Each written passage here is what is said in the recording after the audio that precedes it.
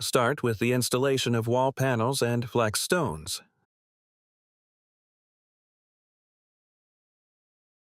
Apply the recommended adhesive to the back by dots every 8 to 10 inches. Temporarily secure the curing panels and connections with painter's tape as shown in the picture.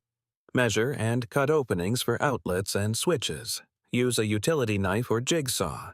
Drill 1/4 inch holes in the corners for cleaner cuts.